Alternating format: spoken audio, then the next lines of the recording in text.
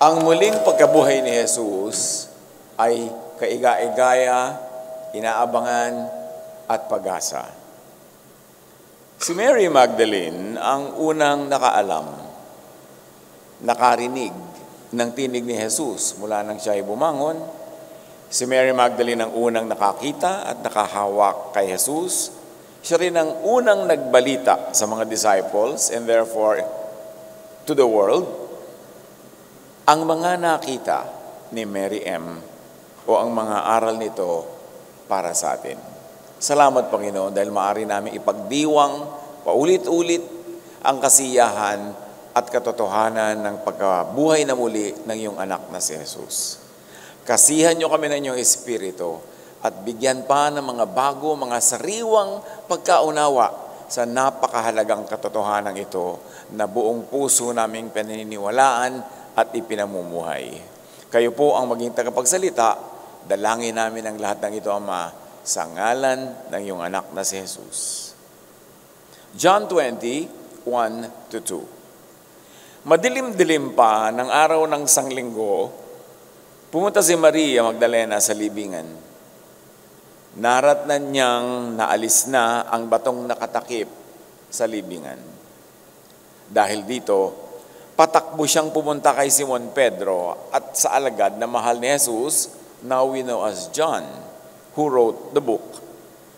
At sinabi sa kanila, kinuha nila ang Panginoon mula sa libingan at hindi namin alam kung saan siya inilagay. There was the assumption, may kumuha sa body ng Panginoon. It was an assumption. Usually, we make assumptions. Bumubuo tayo ng ating mga ideya kahit walang basihan, pero yun lang ang laman ng ating isip at yun ang interpretasyon natin ayon sa ating emotional or mental state at the moment. So the assumption of Mary Magdalene was that somebody stole the body of Jesus. 3-10. Sina Pedro at ang nasabing alagad ay nagpunta sa libingan. Kapwa sila tumakbo, ngunit si Pedro ay naunahan noong isa. Yumuko ito, si John, yumuko, at sumilip sa loob ng libingan, ngunit hindi pumasok. Gunitain natin ang libingan ay malakwebang lugar, hindi tulad ng mga nicho na alam natin ngayon. Yun ay parang kuweba na inuukit sa gilid ng mga bundok. So may takip na malaking bato doon sa bunganga ng maliit na kuwebang ito, at pwede kang sumilip. Hindi full size yung size ng pintuan. Maliit lang. Para lang maipasok yung katawan at kailangan kang yumuko para sumuot papasok sa loob. So yumuko si John pero hindi pumasok. Nang dumating si Simon Pedro, tuloy-tuloy itong pumasok sa libingan. Pumasok na din tuloy ang alagad na naunang dumating at nakita niya ito at siya'y naniwala. Nakita niya na walang laman ng libingan at maayos na nakatiklop ang mga burial linen. At siya'y naniwala na may naganap na kakaiba. Yung parenthetic statements in green are mine. We're trying to put some meaning into those words para mas ma-appreciate natin yung kwento. At umuwi ang mga alagad sa kanilang mga tahanan. So matapos ang kagimbal-gimbal na naganap na ito, kanya-kanya lang uwian after all. At magandang suriin kung ba't ganun lang ang ginawa nila. John 20:11. Si Maria ay nakatayong umiiyak sa labas ng libingan. Mary stayed. And she was weeping. Habang umiiyak, ay yumuko siya at sumilip sa loob. So nahihilam pa siya ng luha, ay sumilip na siya sa loob. Sina Pedro at John ay pumasok pero walang nakita kundi ang linen burial cloth. Si Mary ay sumilip. Ano ang nakita ni Mary M? Na mahalagang makita rin natin. Let us look at everything through the eyes of Mary Magdalene. Kasi siya yung nandun, tayo wala. So makikita lang natin yung nangyari sa pamamagitan ng kung ano ang nakita niya. Kaya talasan natin ang pagtingin natin sa nakita ni Mary M. 12, may nakita siyang dalawang anghel na nakadamit ng puti at nakaupo sa pinaglagyan ng bangkay ni Jesus. Ang isa'y nasa gawing ulunan at ang isa'y nasa paanan. So pinagitnaan ng dalawang anghel na ito yung lugar na pinagkalagyan ng bangkay na ngayon ay wala na doon. Nandun na lang yung mga telang nakatiklop ng ubod ayos. Kaya hindi mo pwedeng isipin na ninakaw yung bangkay. Kasi kung ninakaw yung bangkay, dapat dala-dala yung tela na nakabalot sa bangkay. O kung gusto man nilang iwan yung tela, alam, titiklopin pa ba naman nila yun? Hindi, siyempre, nakalugbok na lang dapat sa sahig yun, magulo. Kaya naniwala si John na may nangyaring kakaiba. Dahil yung mga telang pangbalot sa bangkay, ang ayos-ayos ng pagkakatiklop. Na para bang yung katawan ay lumampas lang doon sa tela at yung tela tuloy nahulog doon sa higaan na parang lumampas lang yung katawan. Hindi nagulo yung tela na nakabalot. So, yung dalawang naunang lalaki na sumilip at pumasok pa nga, kahit pumasok sila sa lakwebang libingan, hindi nakita nila Peter or John or hindi nagpakita sa kanila ang mga anghel. This is a very interesting issue. Nakita or nagpakita kay Mary ang mga anghel? Ang mahalaga, sinabi sa atin, nakita niya. Bakit nakita niya? Tapos yung dalawang pumasok, hindi. There is a significant distinction worthy of deeper study. At sa ating mga pag-aaral, mga kapatid, hindi natin tinutuldokan ang lahat. Hinahamon ko kayo lagi na ituloy ang curiosity at pag-aralan pag-uwi nyo ang mga bagay-bagay para patuloy ang ating pag-aaral. Dapat participative ang paghahanap natin sa mga katotohanan. The men, uwian, but Mary M, walang uwian. May lesson ba dito na stay and you will see? Sobrang namang nagmamadali yung mga lalaki sa pag-uwi, di tuloy nakita yung mga anghel, o di tuloy nagpakita sa kanila. Kayo, nagmamadali ba sa uwian? Nagmamadali ba tayo dapat pagka nananalangin, pagka nag-aaral, pag dumadalo ng mga gawain? Baka man makauwi tuloy, wala makita. Stay. John 20:13, tinanong nila si Maria, hindi lang nagpakita ang mga anghel, nakipag-usap pa. Babae, take note, ang first word nila, babae, bakit ka umiiyak? Woman, why are you weeping? Ang ganda ng tanong, leading. Yung tanong na papunta sa tamang sagot, hindi yung mema lang. Tanong ng wala namang katorya-torya at walang kapararakan kung saan pumupunta usapan. Kasi mali yung tanong. Pero pag maganda at tama ang tanong, patungo kayo sa isang magandang usapan. Uuwi ang asawa sa gabi, tanong agad ng asawa, sa kagaling, maganda o hindi magandang tanong? Kayo ang humatol kung saan uuwi ang ganong mga tanong. Now, this is pointing to and focused on the resurrection. Ang main topic dito yung resurrection eh. So, tanong agad ng mga anghel, ba't ka umiiyak? Para pumunta doon ang usapan. Sumagot si Maria, kinuha nila ang aking Panginoon at hindi ko alam kung saan siya inilagay. Remember, dumating si Maria, madaling araw, may dadala mga pabango, mga spices, para linisin yung bangkay, ayusin, lagyan ng mga pabango at mga preservative. Kasi nga ay dali-daling inilibing ito, Sabbath na eh, noong Friday night. Hindi na pwede magtrabaho, kaya pagkababa sa krus, dali-dali na lang na inilagay doon, binalot at inilagay doon sa loob ng libingan na yun. Hindi na ayos, hindi nagawa yung mga sinasabi ng kanilang kaugalian. So madaling araw pa lang, nung lifted na yung Sabbath, pwede na magtrabaho, ando na yung Maria, dala-dala na niya mga spices, together with her female friends. Kaya yung mga imahe ni Maria Magdalena na kuminsan na ipinuprosesyon sa mga kalsada pag Holy Week, may dala-dalang mga pabango, may mga dala-dalang kung ano-ano. Akala ng mga tao, napakabanidosa niya. Dadalhin niya yun sa libingan to anoint the body. So, hindi nahalata, hindi napansin ni Mary M. na mga anghel ang kausap niya. Why? She was so focused on her mission to find Jesus' body. At tayo man, mga kapatid, kung focus ang gusto natin mangyari, maraming nagaganap sa harapan natin hindi natin napapansin, Kasi bulag tayo doon, nakatingin lang tayo doon sa gusto nating mangyari o sa hinahanap natin. She was still limited to and by her assumption. The assumption was somebody stole the body. May numakaw, may kumuha. Now, what lessons from Mary M. can we learn here? Remember, along the way, we will pick up lessons as much as we can. Kausap niya yung anghel, clearly state your case, your problem, your question. Know and make known what you want. Kahit sa pakikipag-usap natin sa kapwa, know and make known what you want. Malinaw dapat ang usapan para pumunta sa magandang ending. Verse 14, pagkasabi nito'y napalingon siya. At nakita niya si Jesus na nakatayo roon, ngunit hindi niya nakilalang si Jesus yon. This is a very interesting blocking. Nandiyan si Magdalena sa gitna, kaharap niya ang dalawang anghel na umupo sa ulunan at sa paanan ng pinaglibingan, parang triangle sila, tapos si Jesus nasa likod niya. So Mary was surrounded by 3 heavenly beings at one point. So nakita natin ang paramdam ni Jesus. Ba't hindi siya nagparamdam doon sa dalawang naon ng lalaki?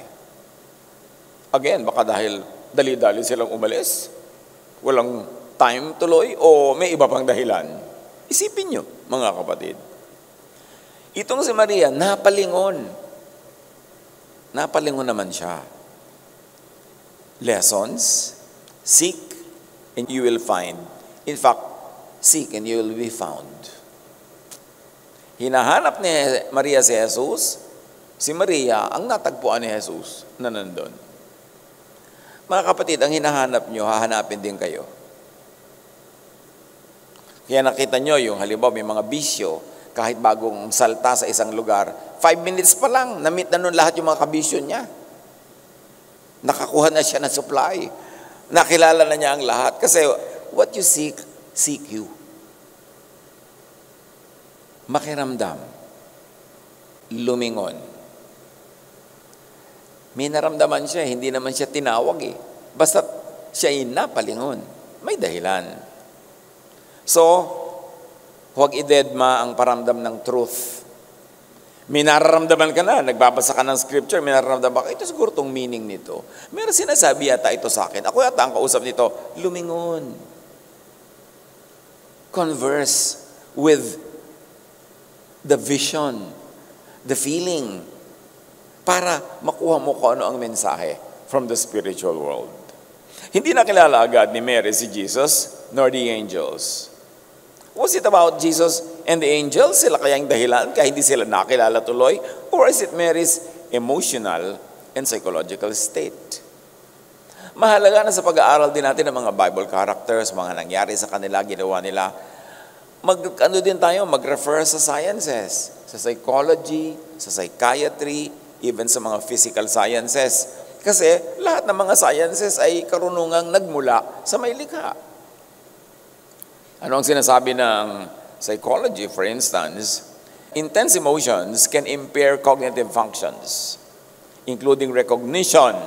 Mary was not expecting to see Jesus alive. She was looking for his dead body. This lack of expectation can lead to a failure to recognize someone, as our brains often rely on contextual cues and prior knowledge to identify individuals. I make it a point to put the references, snapshot nyo, picture nyo, dahil alam kong gusto nyo pa magsaliksik. Dahil kayo mga uhaw na uhaw sa karunungan. So ayan, that's a lead. And you can study even better. When you study the Bible, you don't only study the events. You study even the psychological makeup of the people, why they say what they say, why they do what they do. Sabi, kung anong inaasahan mo, nakafix na ng mata mo, so yung hindi mo inaasahan, mahirap mong makilala agad. Tulad ng ginagawa ng ilan sa inyo sa akin. Ang dami-daming tao, bigla kayong tatalon sa harap ko, remember me? Help me. Yun ang sasabihin ko, dahil sino ba ito? 1993, kumain tayo sa isang restaurant. Ang tagal na nun, ate. Naiba na ang buhok mo, naiba na ang itsura mo. Tsaka hindi ko naman inaasahang nandiyan ka eh. Bakit ko naman malalaman? Out of thousands, sa ikaw yan, bigla. So help me. Magpakilala ka agad. Sabi mo, we met, Pastor, nung ganong oras, ganong araw. Oo nga, naalala ko. Pero remember me? Pareho tayong napapahiya eh. Kasi paano kung di kita maalala, nabuha ka tuloy hindi naaalala. So, ganun yun. Hindi niya inaasahan ang buhay na Jesus. Therefore, hindi niya nakita kahit nandun. So, be extra careful, be extra studious when emotional. Huwag padalos-dalos pag emotional. Kasi impaired ang ating judgment. Nasaktan ka, nagalit ka, huwag ka na muna makipaghiwalay ngayon. Bukas na. Baka naman bukas ayaw mo na eh. Huwag gumawa ng mahalagang desisyon pagka emotional. And we should protect the emotional. Kaya mahalaga pagka meron tayong kapatid na biglang namatayan, nasa ospital pa lang, nag-iiyak pa lang siya. Ito na yung mga ahente ng mga punerarya, nagsususukat na ng katawan. Uso pa ba yun ngayon? Yung eto na talaga sila, may mga dala talaga metro-metro. Tapos, dahil sa iyong kalungkutan, mapapa-oo ka na nila sa pagkamahal-mahal na kabaong, kung ano-anong i-upgrade. Di ba, mahal mo ang namatay, i-upgrade mo. Oo nga, kahit na mangutang ko, i-upgrade ko kasi mahal ko siya. Mga emotional blackmail. Hindi mo naman masasabing, minahal ko na siya nung buhay pa, lahat na gastos ko na. So ngayong patay na, tama na ang styrofoam. Hindi, emotional ka eh. Siyempre, madali ka madala. So, don't take advantage of the emotional. These are the side lessons that immediately we can deduct from this episode. Mary was expecting, looking for a dead Jesus. So, she did not recognize the living one.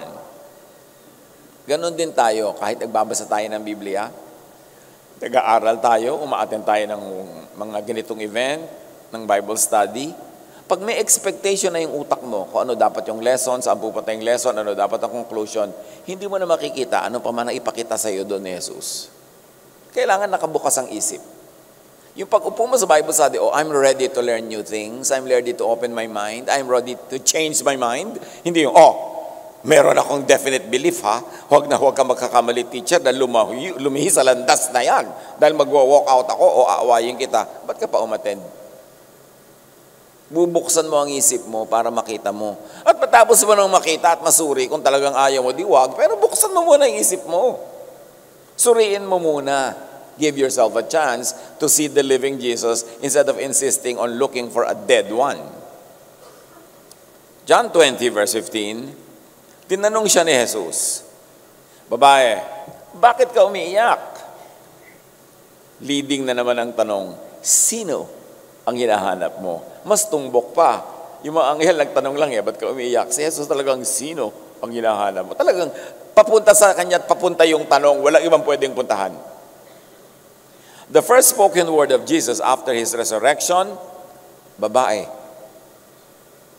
The first words of the angels, babae. The first kausap at kinausap ni Jesus, si Mary M. A significant detail worthy of further study. Bakit kay Maria una nagpakita? Bakit babae ang salitang namutawi kay Jesus? At bakit kay Maria siya nagpakilala?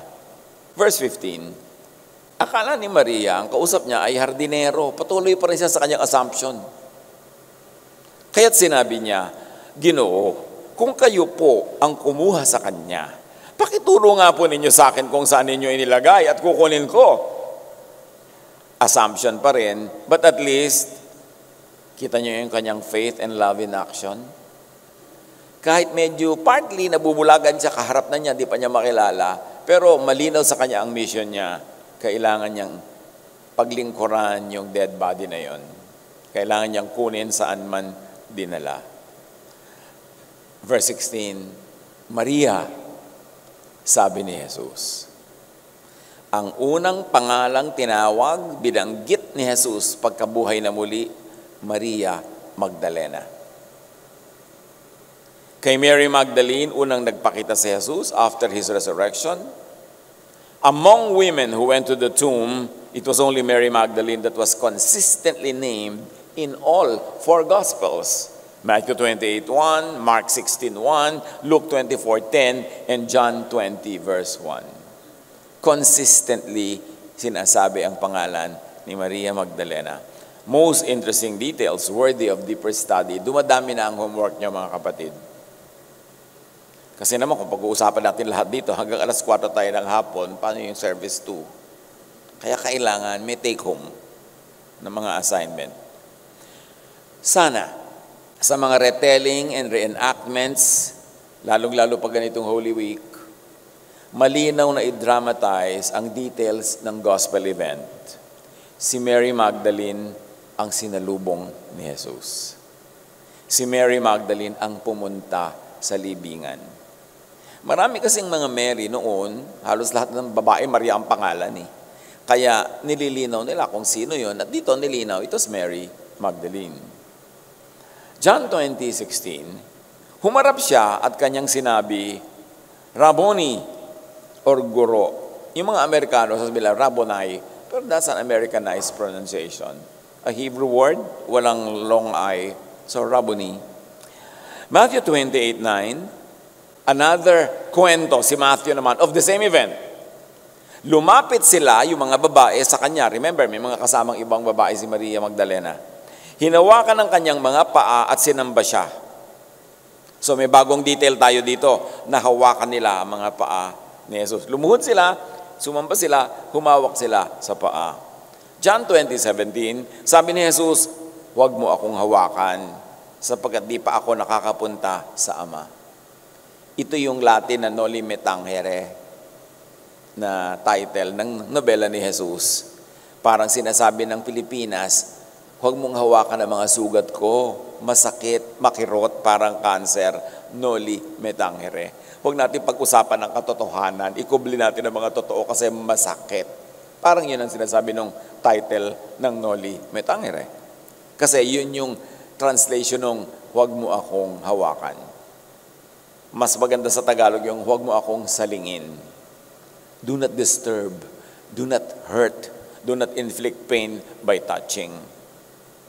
O kaya, dahil nahawakan na pala siya, huwag mo akong hawakan pa more. Sabi ni Jesus. Bakit kaya? Pwede bang i-relate sa sinasabi ng quantum physics na wave-particle duality, yung pag-unawa sa nagaganap na ito? Sabi ng ganitong aralin at inire-relate ito doon sa sinabi ni Jesus, Jesus' dual nature, as both human and divine, can reflect wave-particle duality, where entities exhibit both wave-like and particle-like properties. If that's a mouthful, hayaan nyo na lang. Pag-aralan pa more ng interesado. Kasi what is a very interesting landas sa tahakin sa pag-aaral is to see and understand these biblical principles in the light of new knowledge, in the light of mga scientific discoveries, na lahat naman ng tunay na karunungan ay sa Diyos din ang galing. Kaya magandang makita from many angles yung dating mga katotohanan na nasanay tayong sa isang anggulo lang tingnan. Mas lumalalim, mas nauunawa kung binubuksan natin ang ating isip at gumagamit tayo ng mas marami pa mga ibang susi sa pagbubukas sa mga pintuan patungo sa katotohanan. Meanwhile, yun ang dati na mga old-fashioned at classical knowledge natin, sapat na rin yun para tayo mag-grow. Pero why not explore other possibilities?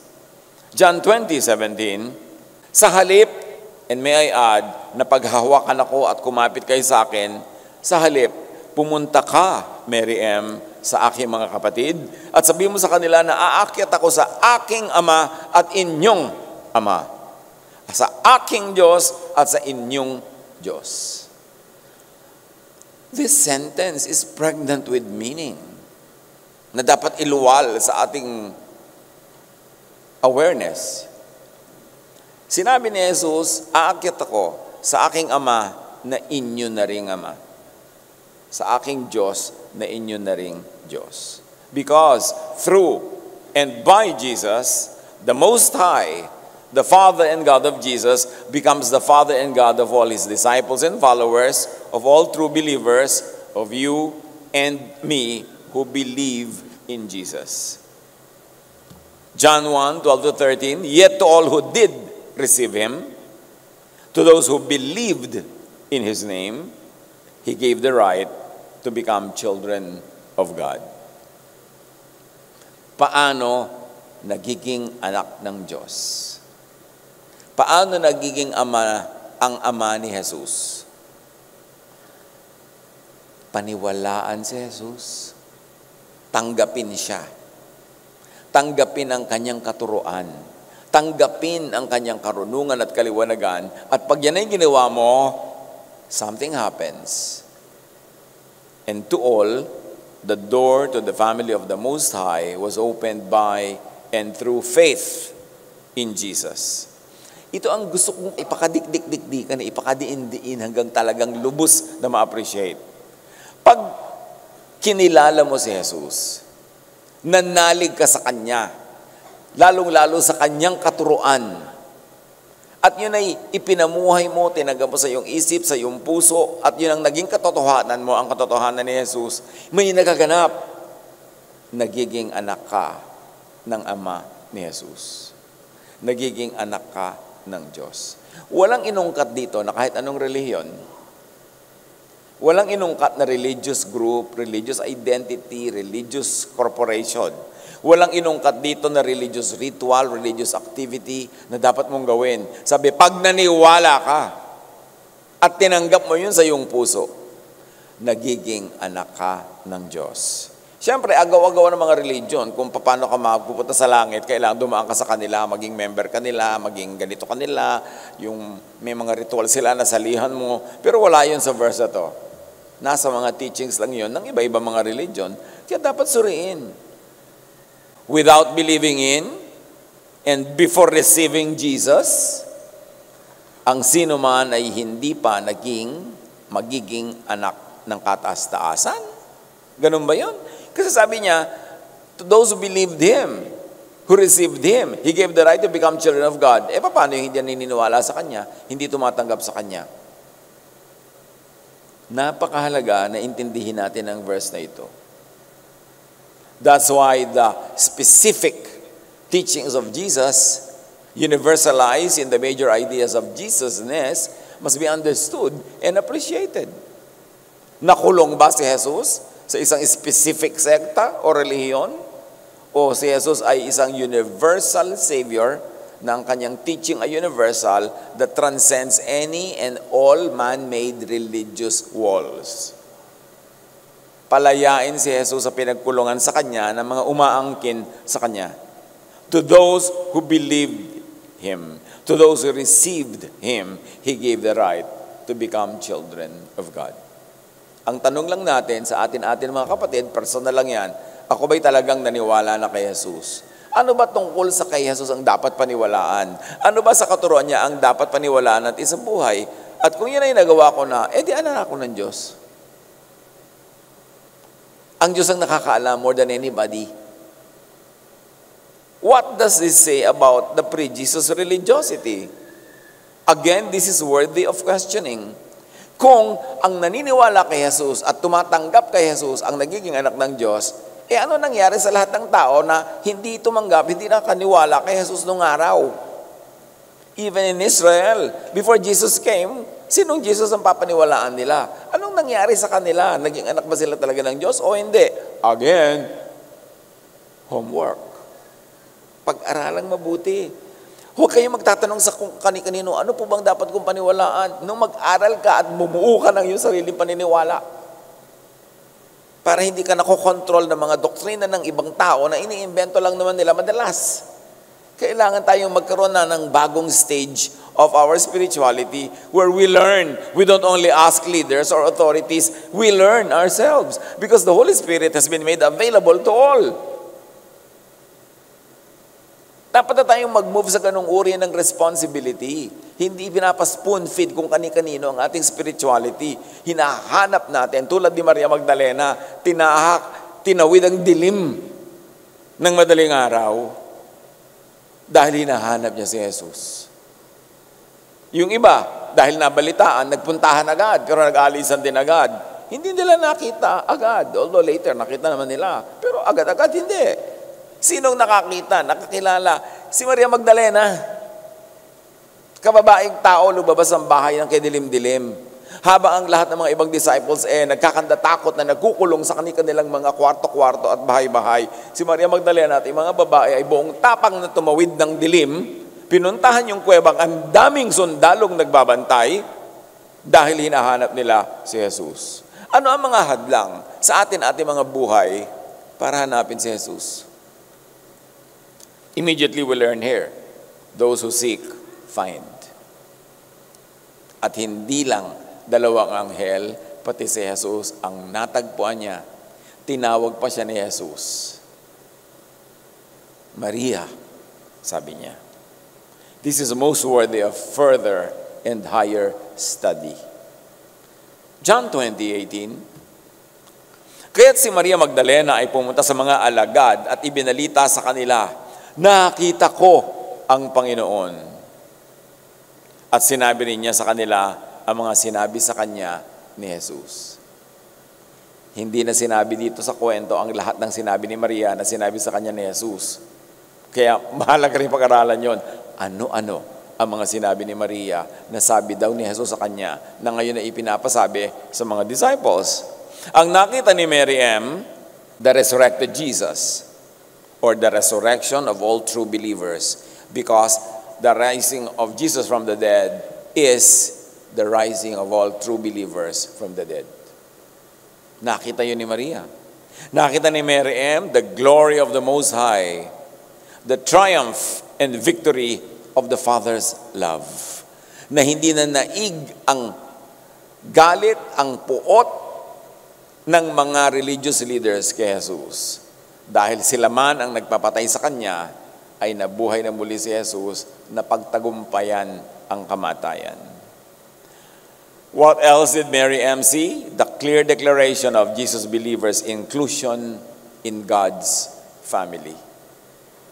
Naku, mahirap na issue yun nung araw sa Jewish Israel nung panahon ni Jesus. Hindi ka basta-basta maituturing na kasama sa family of God. Pero ginawa ni Jesus yun na ganon. Binuksan niya yung pinto. Whoever believes, whoever accepts, will become a member of that family. So John 20:17, na binasa na natin kanina at ulitin lang natin, sabi ni Jesus kay Maria, pumunta ka, sabihin mo, what is the lesson? What is to be observed? Unang inatasan ni Jesus si Mary M. to go and tell, meaning to speak, meaning to preach. Sa bibig ng isang babae, sa bibig ni Maria Magdalena, namutawi ang pinakamahalagang katotohanan sa kasaysayan ng pakikipagrelasyon ng tao sa Diyos o ng Diyos sa tao, na si Jesus ay nabuhay na muli. At siya ay pupunta sa Ama. At sino mang naniniwala sa Kanya ay magiging ama rin nila yung Ama ni Jesus. Diyos nila ang Diyos ni Jesus. At kung saan pumunta si Jesus ay doon sila pupunta. At kung paano bumangon si Jesus mula sa kamatayan ay ganoon din sila babangon. Unang-unang na-preach yan ni Maria Magdalena. Inulit niya sa mga disciples. And later on, yun ang inulit ng mga disciples sa iba namang mga tagapakinig. John 20:18, at sinabi rin niya ni Mary sa kanila, sa mga ibang disciples, ang mga sinabi sa kanya ni Jesus. Tapos, may mga kontra sa women in teaching, in speaking, in leadership ministries. Anong naganap sa kasaysayan ng pananampalataya na matapos lang ang ilang araw ay biglang sinupil muli ang mga babae, binusalan at hindi sila pwede magsalita o manguna. Samantalang kay Jesus mismo, kita-kita natin anong ginawa niya. Pinadaan niya sa isang babae, tulad ni Maria Magdalena, ang unang preaching, ang unang teaching. Tapos ngayon, pipigilan ng modern day churches ang mga kababaihan na magsalita. Diyan tayo nasasabihin, kailangan Jesusness. I mean, nasaan mahanapin yung Jesusness dyan? Kay Jesus, hindi binabawalan yung mga babae. Inuna pa nga eh. Sila pa nga ang binigyan ng ganong karangalan. Pagkamat hindi lang para sa babae, yung para sa lalaki, matanda, bata, para sa lahat. Women in Jesus' ministry are very interesting women. Luke 8:1-3. After this, Jesus traveled about, proclaiming the good news of the kingdom of God. The 12 were with him, and also some women. Mary, called Magdalene. Laging nililinaw na si Magdalene yun kasi ang daming ang Mary eh. Mary, called Magdalene. Joanna, the wife of Chuza, the manager of Herod's household. Susanna, and many others. These women were helping to support them out of their own means. So itong mga babaeng ito na galing maghanap buhay, sila ang nagsusuporta sa gawain ni Jesus. Kaya siguro pwede mong kantahin yung, if anyone should ever write my life story, for whatever reason there might be, you'll be there between each line of fame and glory. Kasi tumulong ka sa akin. Yung mga tumulong sa ministry ni Jesus. And the women were named. Sabi lang, the 12 were there, pero yung women, isa-isang pinangalanan. Mark 15, 40 to 41, matapos tumakas yung mga lalaki nung ipinapako si Jesus, some women were watching from a distance. Ang naiwan doon sa Kalbaryo, mga babae. At si John, the beloved. Siya lang. Lahat na wala. Some women were watching from a distance. Among them were Mary Magdalene, Mary the mother of James, and Joseph and Salome. In Galilee, these women had followed him and cared for his needs.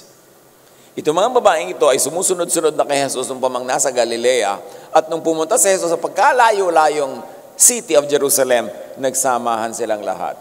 Kaya nga nung ipinako si Jesus, nagtakbuhan lahat ng kanyang mga disciples, yung mga babae ang naiwan. At yung mga babae ang nakaalam kung saan nilibing. Kaya yung mga babae ang bumangon madaling araw para puntahan yung libingan at ayusin yung bangkay. Pagkatapos ire-reduce yung mga women sa churches today na taga-timpla lang ng juice para sa Lord's Supper. Samantalang sa mismong ministry ni Jesus, they played major roles. Very important roles. John 20:19, kinagabihan ng araw ding yon, na unang araw ng linggo, habang nakasara ang mga pinto ng bahay na kinaroroonan ng mga alagad dahil sa takot nila sa mga Hudyo, dumating si Jesus. Tumayo siya sa kalagitnaan nila at sinabi, "Sumainyo ang kapayapaan." What is the context? Fear of the Jews. Takot na takot sa mga Hudyo. Dahil mga Hudyo ang nagpapatay kay Jesus eh. Specifically, the religious leaders. So Jesus passed through the walls of the room and appeared to them. Pwede bang gamitin at maunawaan ito sa pamamagitan ng pag-apply ng quantum physics na quantum tunneling? Pag-aralan ng mga interesado, yun namang ayaw at nosebleed, huwag na, next verse na. John 20:22. Pagkasabi nito, ipinakita niya ang kanyang mga kamay at ang kanyang tagiliran na nagkaroon ng sugat. Tuwang-tuwa ang mga alagad nang makita nila ang Panginoon. Muling sinabi ni Jesus, "Sumainyo ang kapayapaan, kung paanong isinugo ako ng Ama, isinusugo ko rin kayo." Paano ba isinugo ng Ama si Jesus? Kasi ganoon din daw isusugo ang mga nananalig kay Jesus. John 3:16, "For God so loved the world that He gave His one and only Son, that whoever believes in Him, or whoever believes in His message." And what is His message? Whoever believes in His message of love and grace, of salvation from death and from the law, shall not perish by the law, shall not die according to the law, but have eternal life. Yung mga idinadagdag natin ng mga ibang verses is only to amplify what the verses could be meaning, para mas ma-appreciate natin sa ibang angle, mas malinaw. Pero ang sinasabi, whoever believes in Him will not perish, but have eternal life. Nilililaw natin, what about Him do we believe in? E di siyempre His teaching. And what is His teaching? Love and grace of the Father, available to all who will believe in Him and accept that free gift. Yun ang teaching ni Jesus. So yun ang dapat ituro. Jesus sends us, His followers, that whoever believes in us, in our message of love and grace, also of salvation from death and the law, shall not perish by the law, shall not die according to the law, but have and enjoy eternal life by grace.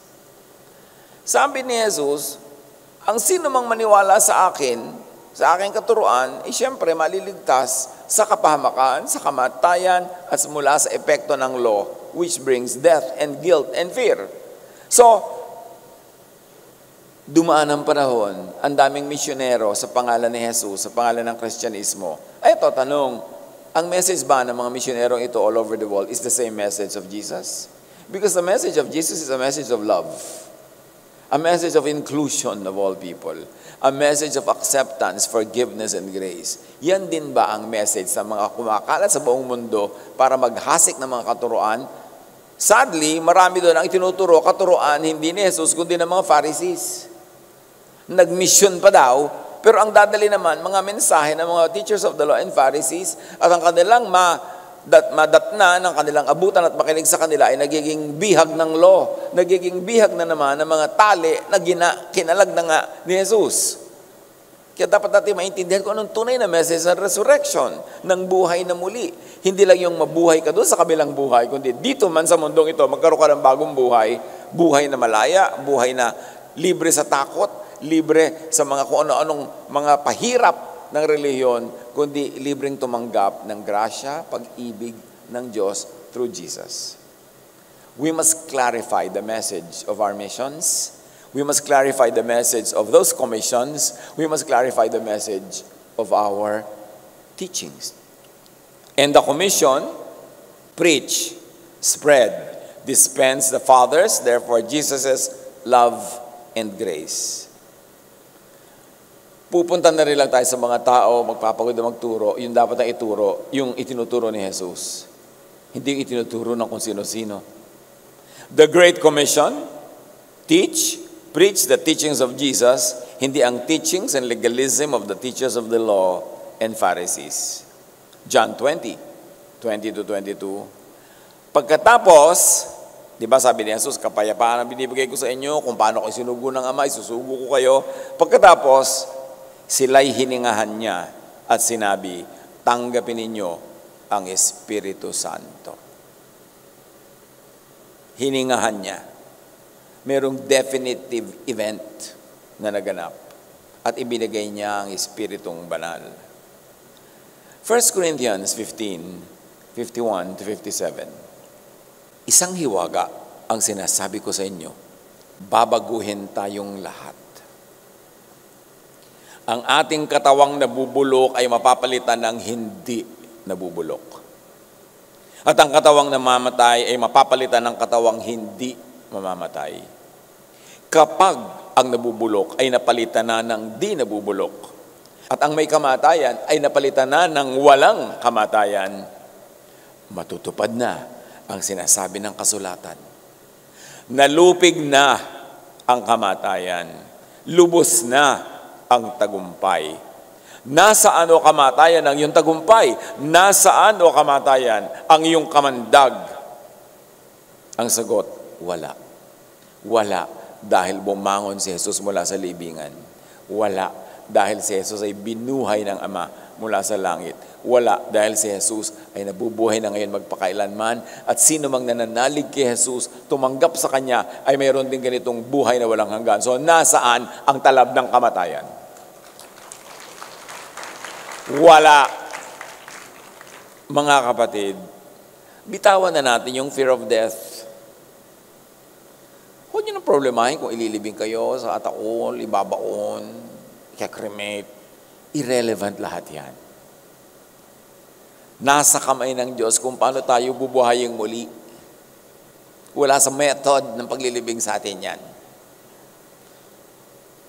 At sa pagpapatuloy, magpasalamat tayo sa Diyos na nagbibigay sa atin ng tagumpay over death sa pamamagitan ng ating Panginoong Hesukristo.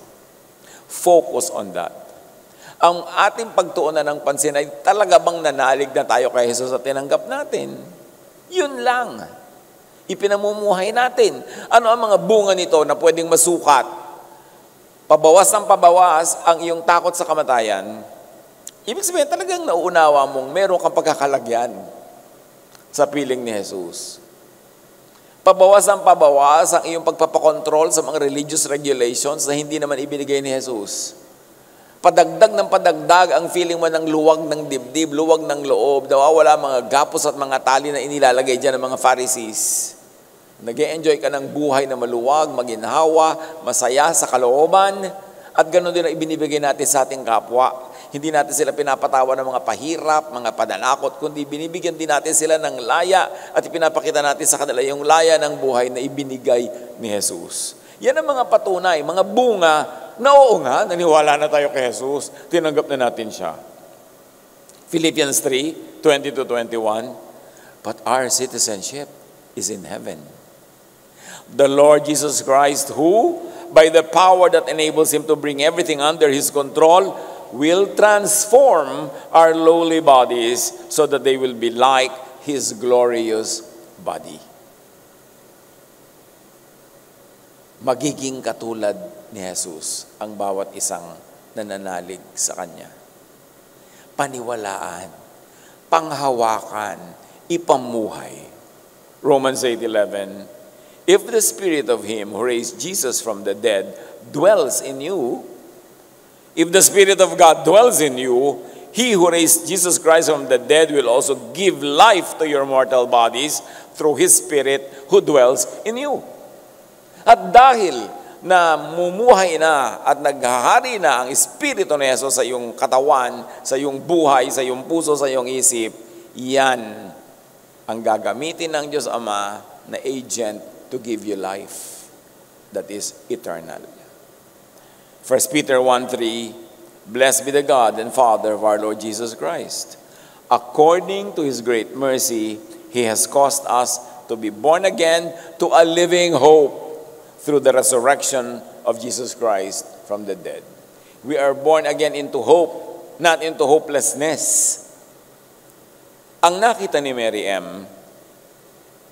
ay tingnan natin mabuti, nang mas mabuti pa. Pag-aralan natin. Huwag lang paulit-ulit ang celebration natin ng mga Holy Week at iba pang mga ganap, kundi dapat kauulit na dadagdagan ng lalim, ang lawak, ang taas ng ating pagkaunawa. Huwag lang repetition.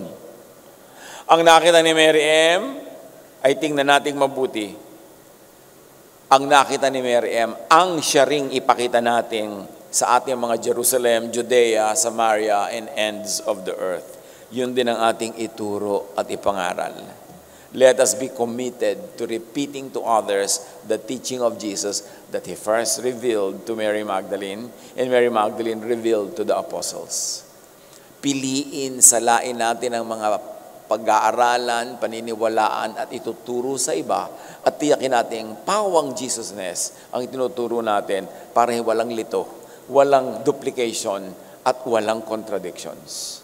Ama namin, salamat po sa napakapayapa at tahimik na kahulugan ng pagkabuhay na muli ng iyong anak na si Jesus.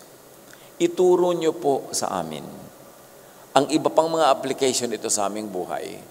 At ang dalangin namin, una, magbunga ito ng kapayapaan sa aming puso, katahimikan ng loob, at ito rin kapayapaan at katahimikan ito ang siya naming maibigay sa kapwa. Siya naming maibahagi sa kanila habang kami naman ay patuloy na nag-aaral. Pagbulay-bulayan natin mga kapatid, ang personal pang mga kahulugan ng mga katotohanan ito sa ating buhay, yumuko tayo sa presensya ng Panginoon at manahimik sumandali. Let the Spirit of God speak to each one.